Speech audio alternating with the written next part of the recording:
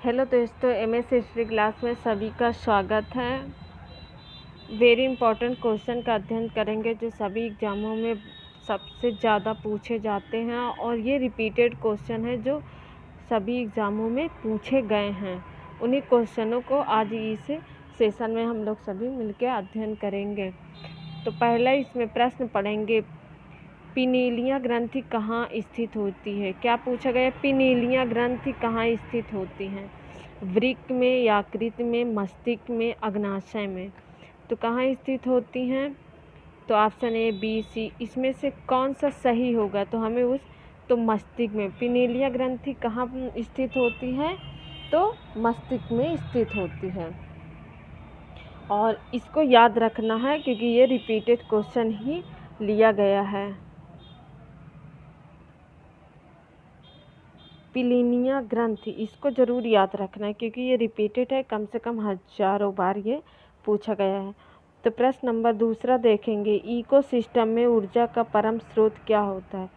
Ecosystem में ऊर्जा का परम स्रोत क्या है?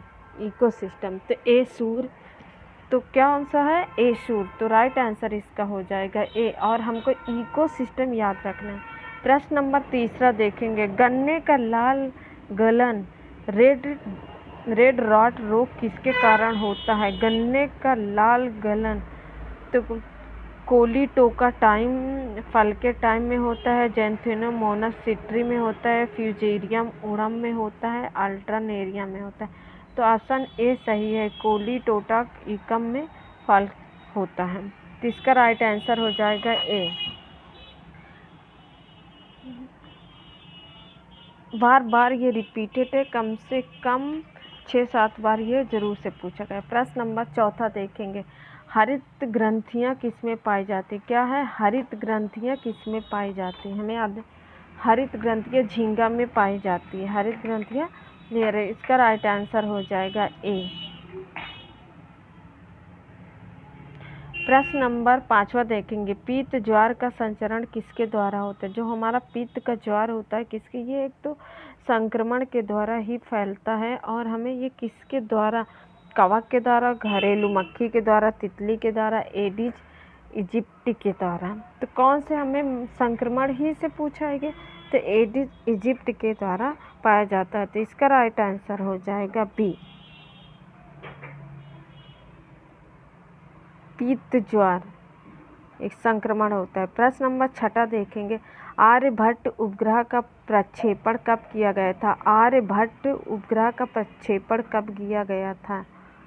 आर्यभट्ट तो 19 अप्रैल 1975, 6 अप्रैल, तो 19 अप्रैल 1975 को आर्यभट्ट उपग्रह का क्या किया गया था? प्रक्षेपण किया गया था। तो इसका राइट आंसर ये हो जाएगा। प्रश्न नंबर 7 देखेंगे, निम्नलिखित में से कौन सा इनपुट डिवाइस है? और कंप्यूटर का भी कोई भी एग्ज़ाम होता है तो ज़्यादातर 1 या 2 कंप्यूटर के ज़रूर से क्वेश्चन रहे। तो इनपुट डिवाइस पूछा है, तो माउस भी एक इनपुट डिवाइस होता है। कीबोर्ड से भी हम वर्क करते तो भी इनपुट, टच स्क्रीन जैसा मोबाइल होता है उसको टच से ऐसे करते तो भी एक इनपुट ही डिवाइस है। तो इसमें ए माउस भी सही हो जाएगा, बी भी सही हो जाएगा और सी भी क्या हो जाएगा? सही। तो इसमें तीनों सही होने पर तो इसमें दिया है ऑप्शन नंबर डी दिया है, उपयुक्त सभी। तो क्या हो जाएंगे? सभी सही हो जाएंगे।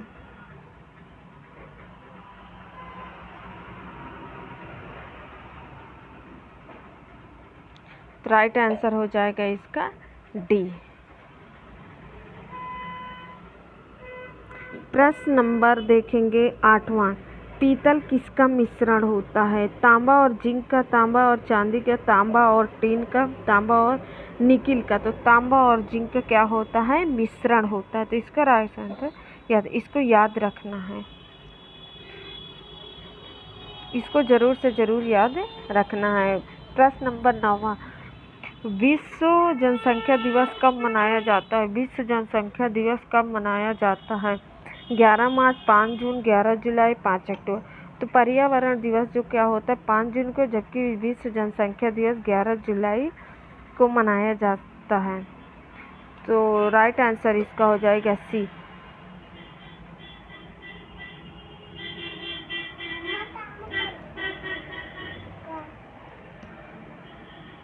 11 जुलाई को मनाया जाता है।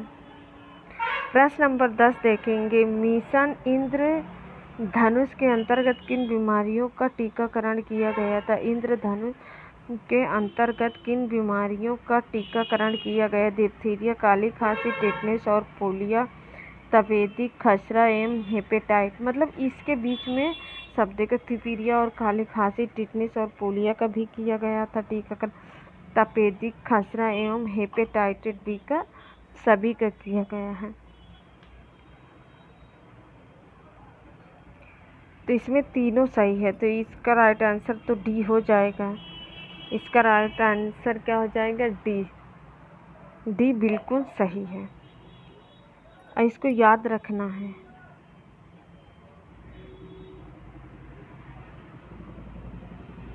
प्रश्न नंबर 11 देखेंगे, दीन इलाही की स्थापना किस मुगल वंश द्वारा की गई थी? दीन इलाही की स्थापना किस मुगल वंश द्वारा की गई थी? हमको इसको बहुत ही याद है क्योंकि ये रिपीटेड क्वेश्चन ही लिया गया है जो बार बार एग्जाम में पूछा गया है। तो दीन इलाही की स्थापना मुगल बादशाह द्वारा की गई थी, तो अकबर के द्वारा की गई थी। इसको याद रखना है, ऑप्शन बी सही हो जाएगा।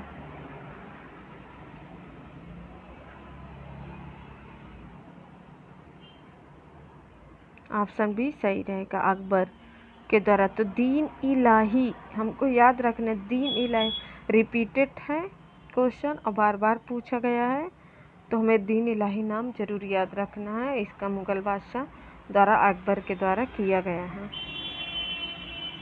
प्रश्न नंबर 12 देखेंगे, एबेल पुरस्कार किस क्षेत्र में असाधारण उपलब्धियों के लिए प्रदान किया गया था? जो एबेल पुरस्कार होता ये गणित के क्षेत्र में ही ज़्यादा इसका असाधारण उपलब्धियाँ की जाने की प्रदान किया गया था। तो ये मोस्ट इम्पॉर्टेंट क्वेश्चन है और ये भी एक रिपीटेड क्वेश्चन ही इसमें लिया गया है जो बार बार एग्जामों में पूछा गया प्रश्न है। तो इसका गणित हो जाएगा, इसका राइट आंसर बी सही हो जाएगा। प्रश्न नंबर 13 देखेंगे, भारत में मानवाधिकार संरक्षण अधिनियम का मानव में जो है कि मानवाधिकार, मानव का जो अधिकार था वो संरक्षण अधिनियम कब लागू? तो 1983 में लागू हो गए थे। प्रश्न नंबर 14 देखेंगे, भारतीय संविधान में राज्य के नीति निर्देशक तत्वों की खोज किस देश के संविधान से गृहीत किया गया था?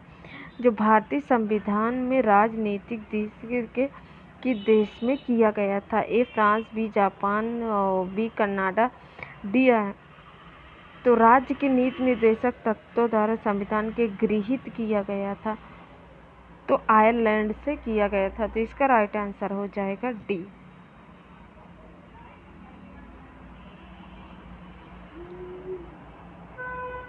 ये कुछ क्वेश्चन जो संविधान से भी लिया गया था। प्रश्न नंबर 15 देखेंगे, निम्नलिखित शासकों में से किसने हर्षवर्धन से युद्ध किया था? मतलब निम्नलिखित शासनों में किससे हर्षवर्धन से युद्ध हुआ था?